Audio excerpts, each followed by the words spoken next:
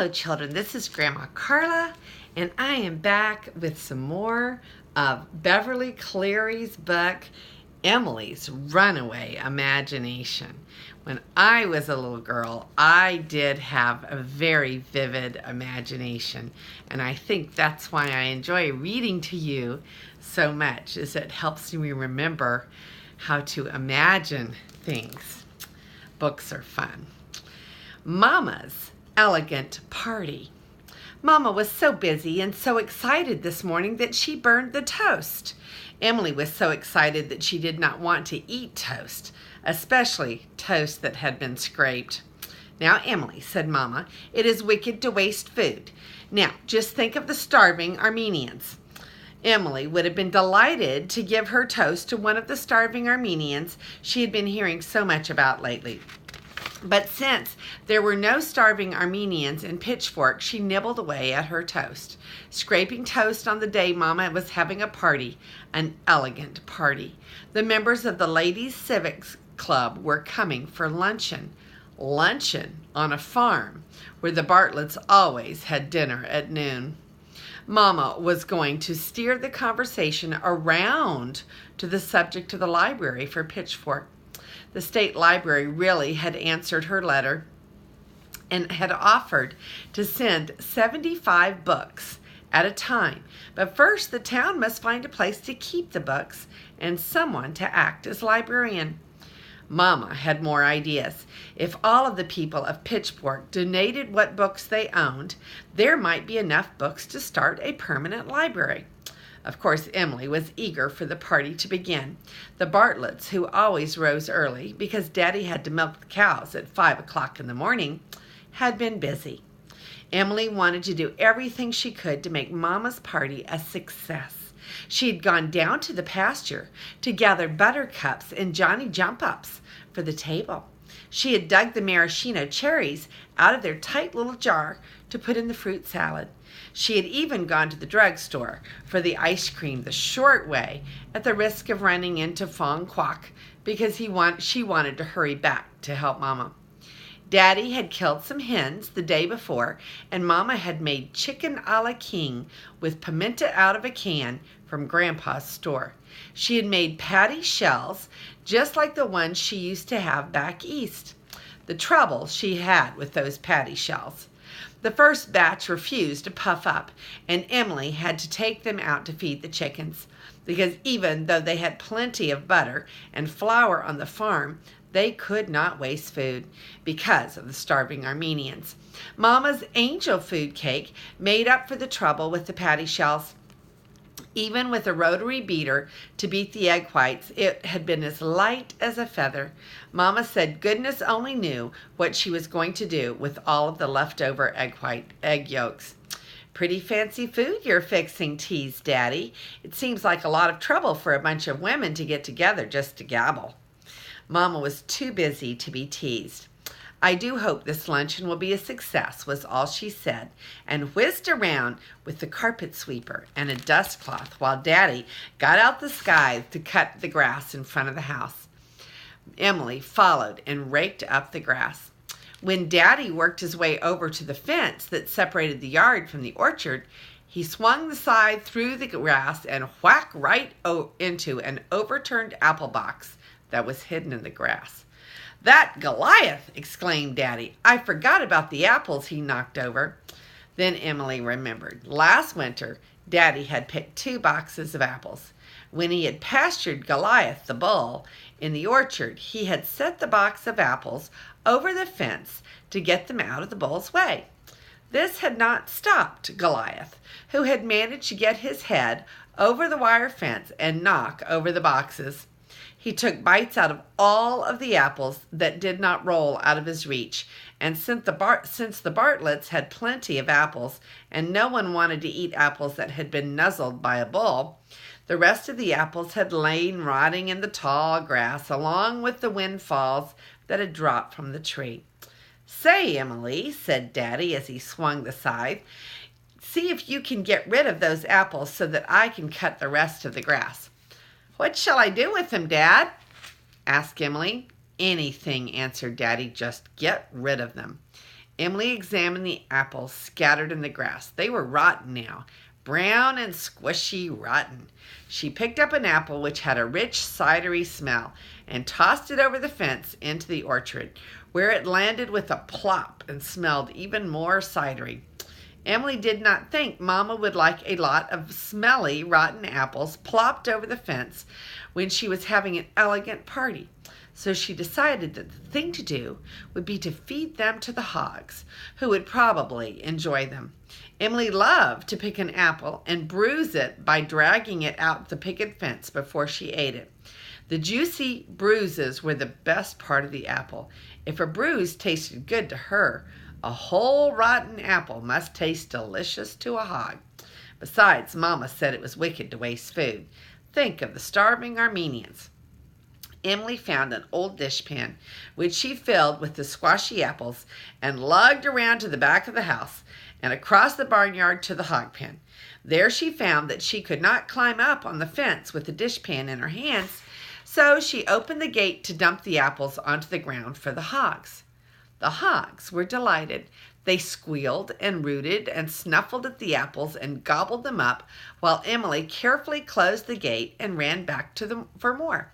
As Emily dumped the second dishpan full of apples into the hog pen, she heard Mama calling from the back porch, "Emily, come on, it's time to get dressed." Was it that late already? Emily ran back to the house as fast as she could. She washed hastily at the kitchen sink and ran upstairs to put on her best dress and her Mary Janes, which she discovered were almost too small for her. When she came downstairs, some of the ladies were already coming up the boardwalk between the two privet hedges that led to the house. How beautiful Mama looked in her gray silk with the white ruffle at the neck as she swished down the hall to answer the door. And how lovely all of the ladies looked in their dress-up dresses and spring hats, some of Grandma's nicest hats. There was Mrs. Archer, the banker's wife, in a black straw with orange poppies. A whole dozen silk poppies had gone into the trimming of that hat. And Mrs. Twitchell, the mother of Arlene Twitchell, the prettiest girl in town, in a hat Grandma had already retrimmed twice. Emily thought it was still a beautiful hat, but the ladies of Pitchfork said it was a shame the way Mrs. Twitchell wore the same hat year after year, while Arlene had all of those new clothes. Mrs. Wardy Thompson wore a toque of flowered silk, and Mrs. George Thompson a hat everyone knew she had trimmed herself. Her husband's prune crop had not brought any price at all last year. At last, there were 19 hats lying on great-grandmother Bartlett's four-poster bed in the downstairs bedroom. Mama's company had examined the place cards around the big dining room table, which had enough leaves added so that 20 places could be set. Mama had not extended the table as much as this since last summer, when she had cooked dinner for the crew of men who came to help Daddy bale the hay. How elegant everyone looked and how refined. The hum of conversation sounded quite different from the sweaty overalls and loud voices of the hay balers. Mama's party was going to be a success, Emily could tell. Emily did not want to miss a thing, but Mama was depending on her to help serve the chicken a la king and the fruit salad. "Mama, do I serve the plates from the right to or the left?" Emily whispered anxiously. "I always get mixed up." Mama's face was flushed, and she was trying not to spatter kitchen a la king on her good gray silk. "From the right, no, I mean from the left," was her flustered answer. Emily carried the plates, 2 by 2, into the dining room and served them with great care. It would be dreadful to dump creamed chicken in someone's lap. When the last plate was served and Mama herself was seated at the head of the table, Emily climbed up onto the kitchen stool to eat her own meal off of the drain board. It had taken every chair the Bartletts owned and a few borrowed ones besides to seat the members of the club. The conversation in the dining room hushed as the ladies began to eat Mama's delicious cooking. There were polite little murmurs of "the best I've ever tasted," and "you must let me have your recipe," when Emily became aware, as did the guest, of noises outside. And what a racket it was! Squeals and grunts and the barking of dogs. Emily had never heard anything like it before. "My land!" cried Mamma. "What on earth is going on out there?" Emily ran to the kitchen window, but she couldn't see a thing because the woodshed was in the way. The squeals and the grunts grew louder, and the dogs barked ferociously. And then a terrible thought occurred to Emily.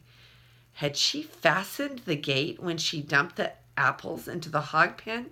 Had she done what she had been told she must never, never do, and left the gate open?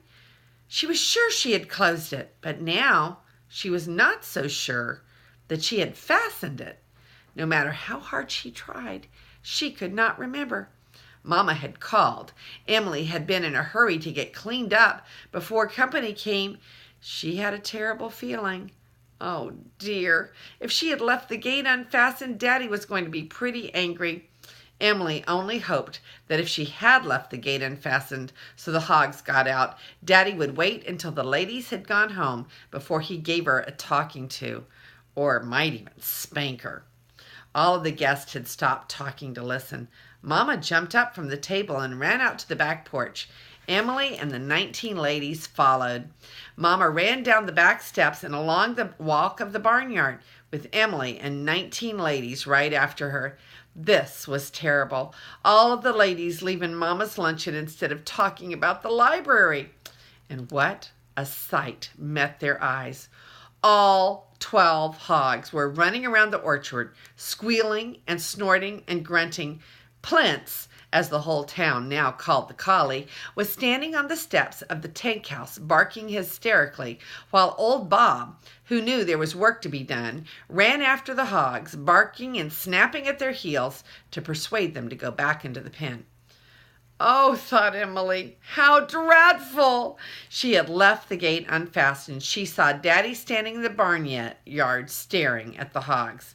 But wait, something was wrong, terribly wrong, with the hogs that old Bob had managed to herd into the barnyard. They were not really running. They were lurching and swaying and staggering. Poor old Bob was working as hard as he could to round them up, but they no longer paid any attention to him. "What on earth?" began Mamma, and seemed to have no words left. The ladies recovered sufficiently from their surprise to begin to talk. "Did you ever? What under the sun? Never in my born days." Then someone teetered, and the rest of the ladies laughed too. The hogs did look funny. Emily thought they looked funny, but she could not laugh because she was so worried. What on earth had she done to Daddy's hogs? And in a year when he hoped to get a good price for them too. And then before her very eyes, one of the hogs keeled over and lay still. Emily watched her father run down the ramp from the barn and try to chase a hog back into the pen. It paid no attention, but went lurching across the barnyard until it bumped into the watering trough. Then it fell over and lay still, even though old Bob stood barking at it. "There goes another one," thought Emily miserably. "If I didn't know better," said Mrs. Archer, "I would say those hogs were tipsy." "What a ridiculous idea," said Mrs. Twitchell. None of the ladies of Pitchfork approved of strong drink. One hog, the one named Brutus, the biggest of them all, came staggering toward Mamma's company. The ladies shrieked and retreated behind the picket fence, while the hog stood swaying uncertainly and looking at them with its little beady eyes. It gave one tired grunt, and one by one its legs seemed to fold up until it collapsed in a heap. Another one gone. "Well, I never," exclaimed the wife of the druggist. Another hog, the Hampshire sow Daddy had bought because it won first prize at the livestock exposition in Portland, tried to climb the steps of the tank house, fell, got up, and wandered off in an uncertain way that sent the ladies into a gale of giggles. Old Bob snapped at its heels, but the hog didn't even seem to notice. It was a happy-looking hog, and it kept on going, which was encouraging to Emily. "I don't care," said Mrs. Archer most disapprovingly. "Those hogs are tipsy. I'm positive." Emily thought this was a terrible thing to say about Daddy's nice fat hogs. She was worried, too, because if Miss Archer disapproved of Daddy's hogs, she might keep on disapproving of other things, including Mama's plans for a library. "Why, Sybil, how could any hogs of ours get tipsy?" Mama sounded hurt that Mrs. Archer could think of such a thing. "I don't know, Lydia," said Mrs. Archer, "but I do know they are tipsy." "You know, Sybil," said Mrs. Twitchell, "I believe you're right. They are tipsy." "Tipsy!" exclaimed Mrs. Thompson. "They are just plain drunk." "Of course I'm right," said Mrs. Archer. "All the hogs need is to sober up." "But that is ridiculous," protested Mama, anxious to defend the Bartlett honor. "How could our hogs get drunk?" I think I must have forgotten to latch the gate when I fed them some rotten apples this morning," ventured Emily, although she did not see what this could have to do with such strange behavior. "You did?" exclaimed Mama. "Emily, did you really feed the hogs rotten apples?" Still not understanding what she had done, Emily nodded miserably. "Why, rotten apples would ferment," said Mama. "It was just like feeding the hogs hard cider." And then they got out into the orchard and ate more rotten apples that were lying on the ground. "I didn't mean to get them drunk," said Emily. "I thought they might like the apples for the change." "They certainly did," said Mrs. Archer, and made a beeline for more. "Well, I'll be jiggered," said Mama, and suddenly she sat down on the back steps and went off into a gale of laughter. She sat there and laughed until she cried. To Emily's amazement, the rest of the ladies joined in. They teetered and giggled and laughed and wiped their eyes. They stopped laughing, held their sides, gasped for breath, and then started all over again. Emily was indignant. She did not think it was funny. It was terrible. All Daddy's beautiful Hampshire hogs drunk, and in a year when he hoped to get a high price for them. "Mama, you said it was wicked to waste food because of the starving Armenians," said Emily reproachfully, "and so I didn't want to waste the apples even if they were rotten." "Oh, Emily," gasped Mama, and became helpless with laughter all over again. Emily knew what she was thinking. Emily's imagination had run away with her again. Out in the barnyard, the squeals and the grumps subsided as one by one the hogs sagged to the ground, fast asleep. "Dead drunk, every last one of them," said Sybil Archer, and all of the ladies went off into another gale of laughter. "Oh dear," exclaimed Mama, when the ladies seemed to have no more laughter left in them. "Our food will be all cold." "Never mind," said Mrs. Archer as the ladies went into the house. "I haven't had such a good laugh for years." As Emily stood looking at the havoc she had wrought, she decided she was not hungry after all, not even for chicken and patty shells and fruit salad with maraschino cherries. Miserably, she watched her father coming across the barnyard toward her. He stopped to nudge Brutus with his toe, but Brutus only flicked an ear, twitched his curly tail, and did not budge. Emily remembered her pioneer ancestors and was brave. She sat down on the back steps to wait. From inside the house came another burst of laughter. Then came the sound of Mrs. Archer's voice. "I have never in all my born days seen anything so funny." Daddy sat down beside Emily. "I meant to fasten the gate, but I guess I didn't," she said in a small voice. "Well, Emily," said Daddy with a grin, "you know better than to leave the gate open." How well Emily knew the rules. Never leave a gate open. Never walk uphill behind a load of hay. Never go into the field where the bull was pastured. Inside, Mama's guests were busy talking over what they had just seen. There was no doubt about it. They were having a good time, a hilarious time, but they were not talking about the library. You know, Daddy went on, I have an idea you're feeding those rotten apples to the hogs is going to be the making of your mother's party. You've given her friends something to talk about, and they aren't going to forget it. Daddy was right. Mama always said people in a small town never forget anything. Look at the way Prince's name had been changed to Plintz. I guess we'll skip a spanking. Daddy leaned over and rubbed his chin against Emily's cheek. He had a good smell, a smell of freshly plowed earth. You're getting pretty big to spank anyway, he said. That was the nicest thing anyone had said to Emily for a long time. Too big to spank. A real milestone had been reached. Inside, Mama's guests talked and laughed. It was easy to tell by the sounds that floated out that even though the chicken a la king was cold, the party was a huge success, just as Mama had hoped it would be. Gabble, gabble, gabble, said Daddy with a chuckle. You just wait. Your mother will have them all talking about a library before you know it. You don't think she's forgotten? Asked Emily. Not your mother, answered Daddy. And do you want to know something? The Ladies' Civic Club is having a good time. It is going to agree to anything your mother suggests. You'll see. And the wonderful part was, Daddy was right. Emily was sure of it. And now, how about fixing some of your mother's fancy cooking for your hungry dad, suggested Daddy. Emily discovered that she was hungry after all. Besides, the kitchen was such a good place from which to eavesdrop on the dining room. That is the end of chapter 2. And here are all of the hats laid out on the bed. They said they had 19 hats laying on the bed. That's not 19, but that's just some of them.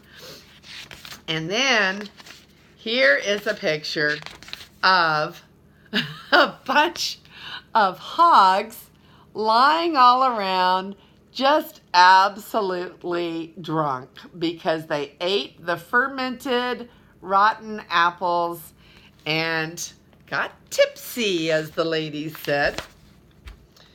And that is the end of chapter 2 of Emily's Runaway Imagination. This is Grandma Carla, and I love you.